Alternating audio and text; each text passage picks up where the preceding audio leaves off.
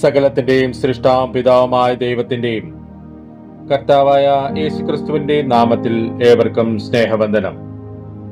ഇന്ന് നവംബർ 13. ഇന്ന് നമ്മൾ വായിക്കുന്ന ആദ്യത്തെ വായനാഭാഗം എസ്ര 9-ാം അധ്യായം. എസ്ര 9-ാം അധ്യായം 1-ാം വാക്യം മുതൽ. അതിന്റെ ശേഷം പ്രഭുക്കന്മാർ എന്റെ അടുക്കൽ വന്ന് ഇസ്രായേൽ ജനവും പുരോഹിതന്മാരും ലേവ്യരും ദേശനിവാസികളോട് വേർപെടാതെ കനാന്യർ, ഹിത്യർ, പെരിസ്യർ, യെബൂസ്യർ, അമോര്യർ, മോവാബ്യർ, മിസ്രൈമ്യർ, അമോര്യർ എന്നിവരുടെ മ്ലേച്ഛതകളെ ചെയ്തു വരുന്നു. അവരുടെ പുത്രിമാരെ അവർ തങ്ങൾക്കും തങ്ങളുടെ പുത്രന്മാർക്കും ഭാര്യമാരായി എടുത്തതുകൊണ്ട് വിശുദ്ധ സന്തതി ദേശനിവാസികളോട് ഇടകലർന്നുപോയി. പ്രഭുക്കന്മാരുടെയും പ്രമാണികളുടെയും കൈ തന്നെ ഈ അകൃത്യത്തിൽ ഒന്നാമതായിരിക്കുന്നു എന്ന് പറഞ്ഞു.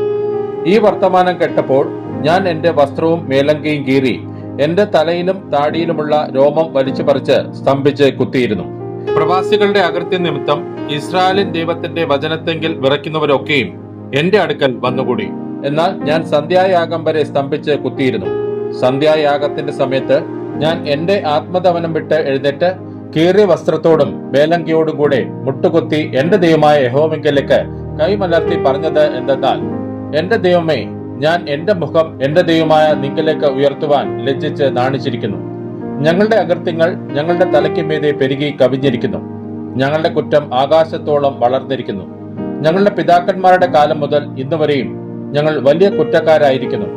ഞങ്ങളുടെ അകൃത്യങ്ങൾ നിമിത്തം ഞങ്ങളും ഞങ്ങളുടെ രാജാക്കന്മാരും പുരോഹിതന്മാരും ഇന്നുള്ളതുപോലെ വിദേശ രാജാക്കന്മാരുടെ കയ്യിൽ വാളിനും പ്രവാസത്തിനും കവർച്ചയ്ക്കും അപമാനത്തിനും ഏൽപ്പിക്കപ്പെട്ടിരിക്കുന്നു. ഇപ്പോഴോ ഞങ്ങളുടെ ദൈവം ഞങ്ങളുടെ കണ്ണുകളെ പ്രകാശിപ്പിക്കേണ്ടതിനും ഞങ്ങളുടെ ദാസ്യസ്ഥിതിയിൽ ഞങ്ങൾക്ക് കുറഞ്ഞൊരു ജീവശക്തി നൽകേണ്ടതിനും ഞങ്ങളിൽ ഒരു ശേഷിപ്പിനെ രക്ഷിച്ച് തന്റെ വിശുദ്ധ സ്ഥലത്ത് ഞങ്ങൾക്ക് ഒരു പാർപ്പിടം തരുവാൻ തക്കവണ്ണം ഞങ്ങൾക്ക് ഒരു ക്ഷണനേരത്തേക്ക് ഞങ്ങളുടെ ദൈവമായ യഹോവ കൃപ കാണിച്ചിരിക്കുന്നു. ഞങ്ങൾ ദാസന്മാരാകുന്നു സത്യം, എങ്കിലും ഞങ്ങളുടെ ദാസ്യസ്ഥിതിയിൽ ഞങ്ങളുടെ ദൈവം ഞങ്ങളെ ഉപേക്ഷിക്കാതെ ഞങ്ങളുടെ ദൈവത്തിന്റെ ആലയം പണിയുകയും അതിന്റെ ശൂന്യങ്ങളെ നന്നാക്കുകയും ചെയ്യേണ്ടതിന് ഞങ്ങൾക്ക് ജീവശക്തി നൽകുകയും യഹൂദായിലും യെരുശലേമിലും ഞങ്ങൾക്ക് ഒരു സങ്കേതം തരുവാനും പാഴ്സി രാജാക്കന്മാരുടെ ദൃഷ്ടിയിൽ ഞങ്ങൾക്ക് ദയ ലഭിക്കുമാറാക്കിയിരിക്കുന്നു. ഇപ്പോൾ ഞങ്ങളുടെ ദൈവമേ, ഇതിന് ഞങ്ങൾ എന്ത് ഉപകാരം പറയേണ്ടു? നിങ്ങൾ കൈവശമാക്കുവാൻ ചെല്ലുന്ന ദേശം ദേശനിവാസികളുടെ മലിനതയാലും ഒരു അറ്റം മുതൽ മറ്റേ അറ്റം വരെ അവർ നിറച്ചിരിക്കുന്ന മ്ലേച്ഛതയാലും അവരുടെ അശുദ്ധിയാലും മലിനപ്പെട്ടിരിക്കുന്ന ദേശമത്രേ. ആകയാൽ നിങ്ങൾ ശക്തിപ്പെട്ട് ദേശത്തിന്റെ നന്മ അനുഭവിച്ച് അത് എന്നേക്കും നിങ്ങളുടെ മക്കൾക്ക് അവകാശമായി വെച്ചേക്കേണ്ടതിന് നിങ്ങളുടെ പുത്രിമാരെ അവരുടെ പുത്രന്മാർക്ക് കൊടുക്കാതെയും അവരുടെ പുത്രിമാരെ നിങ്ങളുടെ പുത്രന്മാർക്ക് എടുക്കാതെയും അവരുടെ സമാധാനവും നന്മയും ഒരിക്കലും കരുതാതെയും ഇരിക്കണമെന്നിങ്ങനെ നിന്റെ ദാസന്മാരായ പ്രവാചകന്മാർ മുഖാന്തരം നീ അരുളി ചെയ്ത കൽപ്പനകളെ ഞങ്ങൾ ഉപേക്ഷിച്ചു കളഞ്ഞുവല്ലോ. ഇപ്പോൾ ഞങ്ങളുടെ ദുഷ്പ്രവൃത്തികളും മഹാപാതകവും ഹേതുവായി ഇതെല്ലാം ഞങ്ങളുടെ മേൽ വന്ന ശേഷം ഞങ്ങളുടെ ദൈവമേ, നീ ഞങ്ങളുടെ അകൃത്യങ്ങൾക്ക് തക്കവണ്ണം ഞങ്ങളെ ശിക്ഷിക്കാതെ ഞങ്ങൾക്ക് ഇങ്ങനെ ഒരു ശേഷിപ്പിനെ തന്നിരിക്കെ ഞങ്ങൾ നിന്റെ കൽപ്പനകളെ വീണ്ടും ലംഘിക്കുകയും ഈ മ്ലേച്ഛത ചെയ്യുന്ന ജാതികളോട് സംബന്ധം കൂടുകയും ചെയ്യാമോ? ചെയ്താൽ ഒരു ശേഷിപ്പോ തെറ്റി ഒഴിഞ്ഞവരോ ഉണ്ടാകാതെ വണ്ണം നീ ഞങ്ങളെ മുടിച്ചു കളയുവോളം ഞങ്ങളോട് കോപിക്കയില്ലയോ? ഇസ്രായേലിന്റെ ദൈവമായ യഹോവേ, നീ നീതിമാൻ. ഞങ്ങളോ ഇന്നുള്ളതുപോലെ തെറ്റി ഒഴിഞ്ഞ ഒരു ശേഷിപ്പത്രേ. ഞങ്ങളുടെ പാതകത്തോടുകൂടെ ഇതാ ഞങ്ങൾ നിന്റെ മുമ്പാകെ ഇരിക്കുന്നു. അത് നിമിത്തം നിന്റെ മുമ്പാകെ നിൽപ്പാൻ ആർക്കും കഴിവില്ല. ഇന്ന് നമ്മൾ വായിക്കുന്ന രണ്ടാമത്തെ വായനാഭാഗം ഹോശയ്യ 10-ാം അധ്യായം. ഹോശയ്യ 10-ാം അധ്യായം 1-ാം വാക്യം മുതൽ. ഇസ്രായേൽ പടർന്നിരിക്കുന്ന ഒരു മുന്തിരിവള്ളിയാകുന്നു. അവൻ ഫലം കായ്ക്കുന്നു. തന്റെ ഫലത്തിന്റെ ബഹുത്വത്തിന് തക്കവണ്ണം അവൻ ബലിപീഠങ്ങളെ വർദ്ധിപ്പിച്ചു.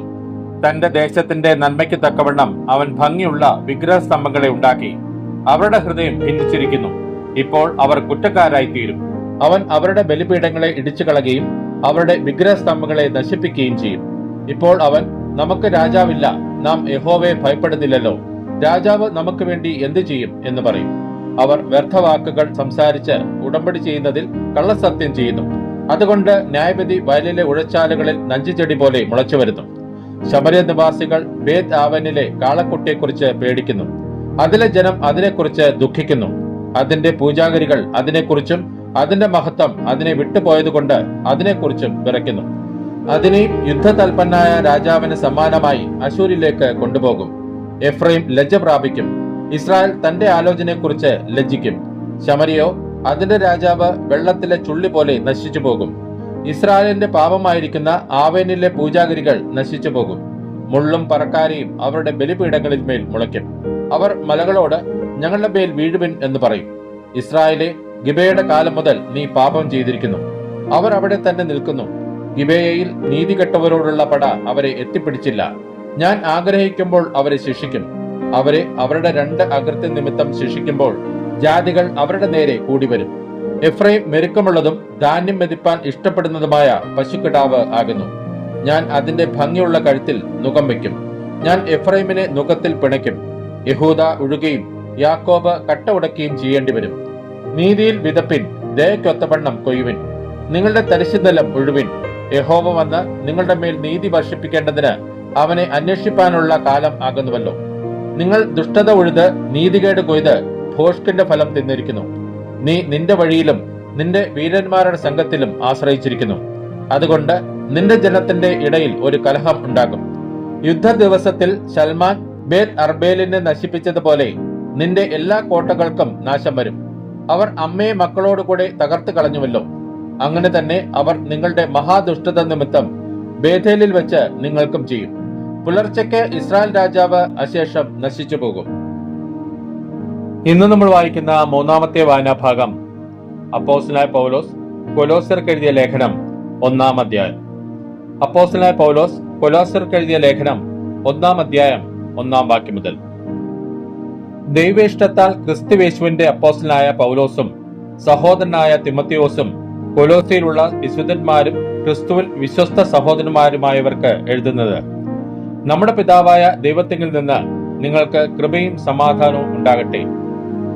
സുവിശേഷത്തിന്റെ സത്യവചനത്തിൽ നിങ്ങൾ മുമ്പ് കേട്ടതായി സ്വർഗത്തിൽ നിങ്ങൾക്ക് സംഗ്രഹിച്ചിരിക്കുന്ന പ്രത്യാശ നിമിത്തം ക്രിസ്തുയേശുവിൽ നിങ്ങളുടെ വിശ്വാസത്തെയും സകല വിശുദ്ധന്മാരോടും നിങ്ങൾക്കുള്ള സ്നേഹത്തെയും കുറിച്ച് ഞങ്ങൾ കേട്ടിട്ട് നിങ്ങൾക്ക് വേണ്ടി പ്രാർത്ഥിക്കുകയിൽ എപ്പോഴും നമ്മുടെ കർത്താവായ യേശുക്രിസ്തുവിന്റെ പിതാവായ ദൈവത്തിന് സ്തോത്രം ചെയ്യുന്നു. ആ സുവിശേഷം സർവ്വലോകത്തിലും എന്ന പോലെ നിങ്ങളുടെ അടുക്കലും എത്തി. നിങ്ങൾ ദൈവകൃപയെ യഥാർത്ഥമായി കേട്ടറിഞ്ഞ നാൾ മുതൽ നിങ്ങളുടെ ഇടയിൽ എന്ന പോലെ സർവ്വലോകത്തിലും ഫലം കായ്ച്ചും വർദ്ധിച്ചും വരുന്നു. ഇങ്ങനെ നിങ്ങൾ ഞങ്ങളുടെ പ്രിയ സഹഭൃത്യനായ എപ്പഫ്രാസിനോട് പഠിച്ചിട്ടുണ്ടല്ലോ. അവൻ നിങ്ങൾക്ക് വേണ്ടി ക്രിസ്തുവിന്റെ വിശ്വസ്ത ശുശ്രൂഷകനും നിങ്ങൾക്ക് ആത്മാവിനാലുള്ള സ്നേഹം ഞങ്ങളോട് അറിയിച്ചവനും ആകുന്നു. അതുകൊണ്ട് ഞങ്ങൾ അത് കേട്ട നാൾ മുതൽ നിങ്ങൾക്ക് വേണ്ടി ഇടപെടാതെ പ്രാർത്ഥിക്കുന്നു. നിങ്ങൾ പൂർണ്ണ പ്രസാദത്തിനായി കർത്താവിന് യോഗ്യമാകും വണ്ണം നടന്ന് ആത്മീകമായ സകല ജ്ഞാനത്തിലും വിവേകത്തിലും അവന്റെ ഇഷ്ടത്തിന്റെ പരിജ്ഞാനം കൊണ്ട് നിറഞ്ഞു വരേണമെന്നും സകല സൽപ്രവൃത്തിയിലും ഫലം കായ്ച്ച് ദൈവത്തെക്കുറിച്ചുള്ള പരിജ്ഞാനത്തിൽ വളരേണമെന്നും സകല സഹിഷ്ണുതയ്ക്കും ദീർഘക്ഷമയ്ക്കുമായി അവന്റെ മഹത്വത്തിന്റെ വല്ലഭത്വത്തിന് ഒത്തവണ്ണം പൂർണ്ണ ശക്തിയോടെ ബലപ്പെടേണമെന്നും വിശുദ്ധന്മാർക്ക് വെളിച്ചത്തിലുള്ള അവകാശത്തിനായി നമ്മെ പ്രാപ്തരാക്കുകയും നമ്മെ ഇരുട്ടിന്റെ അധികാരത്തിൽ നിന്ന് വിടുവിച്ച് തന്റെ സ്നേഹസ്വരൂപനായ പുത്രന്റെ രാജ്യത്തിലാക്കി വെക്കുകയും ചെയ്ത പിതാവിന് സന്തോഷത്തോടെ സ്തോത്രം ചെയ്യുന്നവരാകണമെന്നും അപേക്ഷിക്കുന്നു. അവനിൽ നമുക്ക് പാപമോചനമെന്ന വീണ്ടെടുപ്പ് ഉണ്ട്. അവൻ അദൃശ്യനായ ദൈവത്തിന്റെ പ്രതിമയും സർവ്വ സൃഷ്ടിക്കും ആദിജാതനും ആകുന്നു. സ്വർഗത്തിലുള്ളതും ഭൂമിയിലുള്ളതും ദൃശ്യമായതും അദൃശ്യമായതും, സിംഹാസനങ്ങളാകട്ടെ, കർത്തൃത്വങ്ങളാകട്ടെ, വാഴ്ചകളാകട്ടെ, അധികാരങ്ങളാകട്ടെ, സകലവും അവൻ മുഖാന്തരം സൃഷ്ടിക്കപ്പെട്ടു. അവൻ മുഖാന്തരവും അവനായിട്ടും സകലവും സൃഷ്ടിക്കപ്പെട്ടിരിക്കുന്നു. അവൻ സർവത്തിനും മുമ്പേയുള്ളവൻ. അവൻ സകലത്തിനും ആധാരമായിരിക്കുന്നു. അവൻ സഭ എന്ന ശരീരത്തിന്റെ തലയുമാകുന്നു. സകലത്തിലും താൻ മുമ്പനാകേണ്ടതിന് അവൻ ആരംഭവും മരിച്ചവരുടെ ഇടയിൽ നിന്ന് ആദ്യനായി എഴുന്നേറ്റവനും ആകുന്നു.